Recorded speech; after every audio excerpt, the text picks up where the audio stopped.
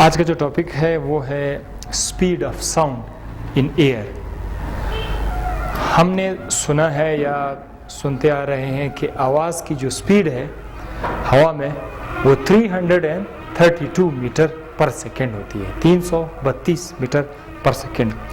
ये जो साउंड का जो स्पीड है ये हमें कैसे इसके बारे में पता चला? तो इसके लिए एक बार न्यूटन ने अपना रोल अदा किया स्पीड को फाइंड करने के लिए, और उसके बाद लैप्लाक नाम का दूसरा साइंटिस्ट आता है, वो अपना रोल अदा करते हैं। स्पीड ऑफ साउंड के लिए एक फॉर्मूला है v is equal to √e upon density. E जो है इसको बोलते हैं मॉड्यूलस ऑफ इलास्टिसिटी या कंप्रेसिबिलिटी। अब आप देख सकते हैं कि एयर जो है हवा, उसको आप कंप्रेस कर सकते हैं, ठीक है, और उसको एक्सपेंड कर सकते हैं। तो ये जो कंप्रेसिबिलिटी के लिए हम लोग एक लफ्ज़ इस्तेमाल करते हैं मॉडुलस ऑफ इलास्टिसिटी। याद रखिएगा, जिस चीज़ की कंप्रेसिबिलिटी बहुत ज़्यादा हो उसका मॉडुलस ऑफ इलास्टिसिटी कम होती है। मॉडुलस ऑफ इलास्टिसिटी का जो फार्मूला है ये हमेशा हम याद रख सकते हैं। इसके लिए हम बोलते हैं स्ट्रेस डिवाइडेड बाय स्ट्रेन। ये दो चीज़ें जो हैं जब एक दूसरे पर डिवाइड हो जाए तो उससे भी हम लोग क्या बोलते हैं? Modulus of elasticity. स्ट्रेस एक किस्म का फोर्स को कहते हैं जब आप किसी एरिया पे अप्लाई करते हैं, और स्ट्रेन क्या है? फोर्स लगाने के बाद जब उसमें तब्दीली आती है उसको स्ट्रेन बोला जाता है। तो इन दोनों के रेशो को हम लोग मॉडुलस ऑफ इलास्टिसिटी कहते हैं, ई। हमने जब एक्सपेरिमेंट किया तो पता चला कि गैसेस के लिए स्पीड जो है वो लेस होता है बनिस्बत लिक्विड और सॉलिड के। साउंड का स्पीड सॉलिड में सबसे ज़्यादा है, उसके बाद लिक्विड में, और सबसे जो स्लो है वो एयर में होता है। तो एयर में स्पीड ऑफ साउंड स्लो है। वो क्यों? क्योंकि एयर के केस में ये जो ई की वैल्यू है ये बहुत कम होती है। मॉडुलस ऑफ इलास्टिसिटी जो है एयर के लिए बहुत बहुत कम है, इसीलिए एयर में स्पीड भी कम है। तो अब हम आ जाते हैं फार्मूला डिराइव करते हैं कि क्या फार्मूला है स्पीड ऑफ साउंड के लिए, क्या वैल्यू है। न्यूटन ने जब स्पीड ऑफ साउंड के लिए फार्मूला बनाया तो उसने आइसोथर्मल कॉन्सेप्ट अपनाया। आइसोथर्मल कॉन्सेप्ट क्या है? आइसोथर्मल कॉन्सेप्ट मीन्स किसी गैस का अगर प्रेशर चेंज किया जाए वॉल्यूम चेंज हो जाएगा लेकिन टेम्परेचर कांस्टेंट रह जाएगा। ये chemistry first law, Boyle's law का भी टॉपिक है, आपने शायद पढ़ा होगा केमिस्ट्री में। तो आइसोथर्मल मीन्स कि टेम्परेचर कांस्टेंट। अक्सर ऐसे औकात आते हैं कि टेम्परेचर कांस्टेंट नहीं रहता, लेकिन आइसोथर्मल में टेम्परेचर कांस्टेंट होता है। कैसे कांस्टेंट होता है? आइए आपको दिखा देते हैं। जब एयर में से, हवा में से साउंड की वेव्स मूव कर रही होती है, साउंड वेव जा रही होती है, तो हवा में, हवा की जो मॉलिक्यूल्स होते हैं वो कहीं कहीं पर उसकी लहरें बहुत करीब होती हैं, तो कहीं पर हवा की लहरें दूर दूर, फिर हवा की लहरें करीब करीब, फिर हवा की लहरें एक दूसरे से दूर। इसको कंप्रेशन बोला जाता है, इसको rarefaction. Compression, rarefaction. Sound waves हमने पढ़ा था।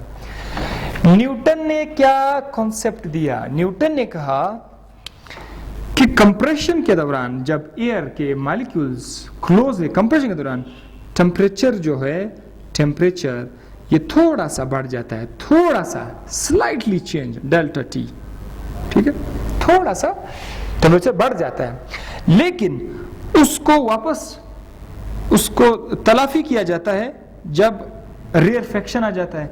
रेयरफैक्शन में क्या होता है? उसमें टेम्परेचर वापस थोड़ा सा कम हो जाता है। तो जो टेम्परेचर थोड़ा सा बढ़ गया था वही टेम्परेचर वापस कम हो गया। ओवरऑल क्या असर आया? टेम्परेचर कांस्टेंट रहेगा, टेम्परेचर ना तो बढ़ेगा ना कम होएगा। अगर टेम्परेचर बढ़ जाता है तो वापस कम हो रहा होता है। ओवरऑल जब हवा में से साउंड की वेव्स गुजर रही होंगी तो हवा का टेम्परेचर क्या रहेगा? कांस्टेंट रहेगा। इस कांस्टेंट टेम्परेचर को क्या बोलते हैं? आइसोथर्मल कॉन्सेप्ट, और न्यूटन ने ये अप्लाई किया था। इसीलिए न्यूटन ने फिर एक फॉर्मूला बनाया, pressure is equal to EI यानी modulus of elasticity at isothermal concept. I means isothermal concept. तो अब हम लोग ने करना क्या है, हमने सिर्फ ये फॉर्मूला प्रूव करना है कि वाकई में प्रेशर जो है वो इलास्टिसिटी के बराबर है। यहाँ पर जो इलास्टिसिटी है इसकी जगह हम लोगों ने क्या लाना है? प्रेशर लाना है।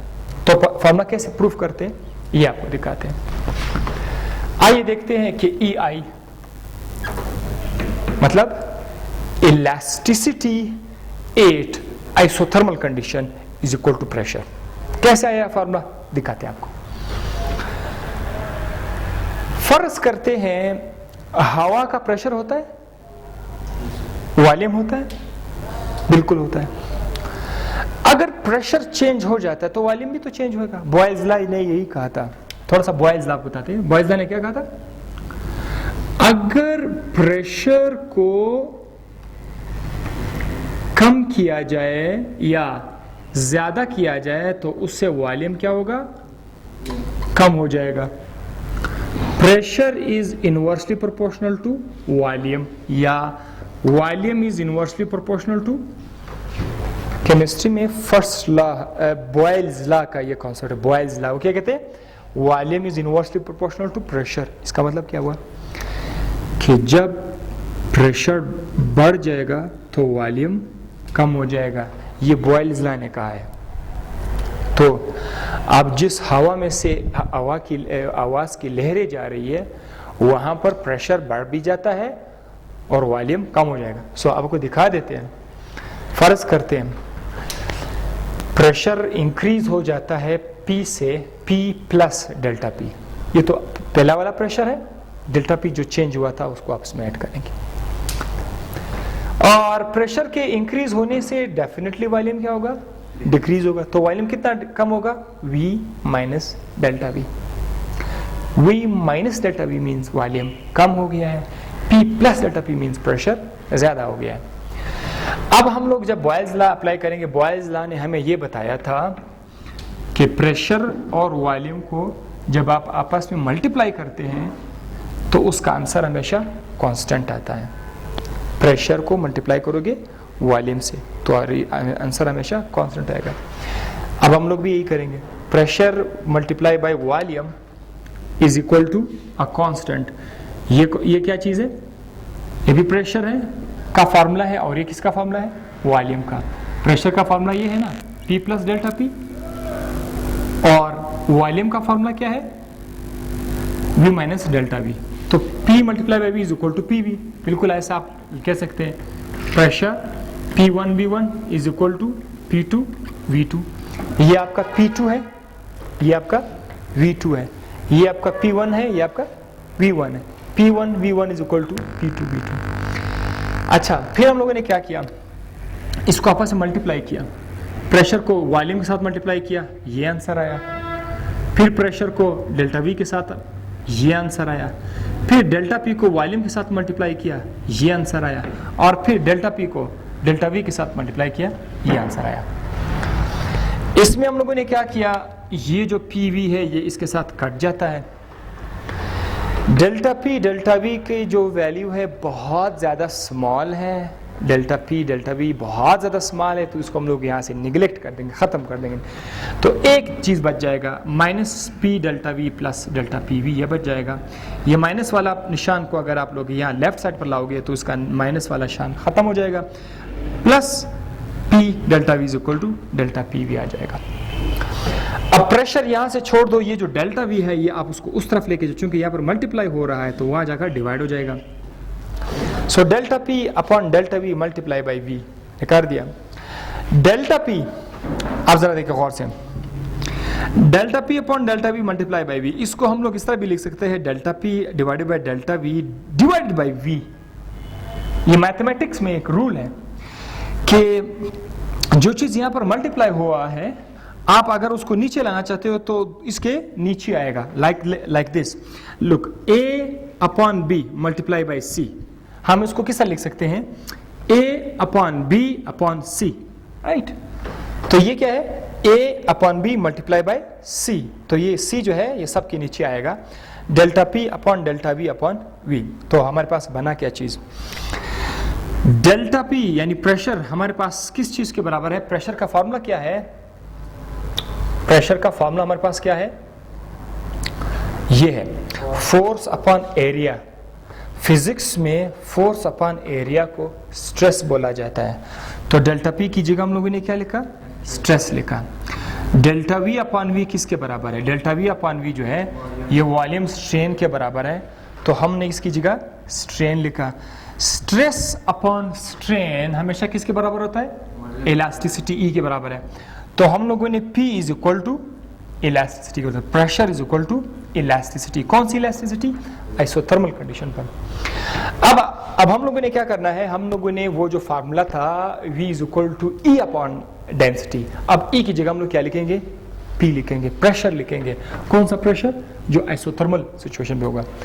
तो अब हम लोग जाकर इसकी वैल्यू फाइंड करते हैं। प्रेशर को कैसे फाइंड किया जा सकता है, उसके लिए फार्मूला है pressure of the air is equal to D density of the mercury, height of the mercury, acceleration due to gravity. एक मरकरी हम लोग थर्मामीटर लेते हैं, मरकरी बैरोमीटर लेते हैं, उससे हवा का प्रेशर फाइंड करते हैं। किसकी मदद से, मरकरी की मदद से। तो जब आप मरकरी एक ट्यूब के अंदर होगा, उस ट्यूब के अंदर मरकरी का एक खास लेवल होगा, तो मरकरी यहाँ की खास लेवल पे उसको आप बोलते हैं हाइट, और मरकरी की अपनी डेंसिटी हमें पता है, सब हम लोग लिखते हैं। ये है 13,600 मरकरी की डेंसिटी है, बहुत ज़्यादा वजनी है। 0.76 मरकरी का हाइट है ट्यूब के अंदर।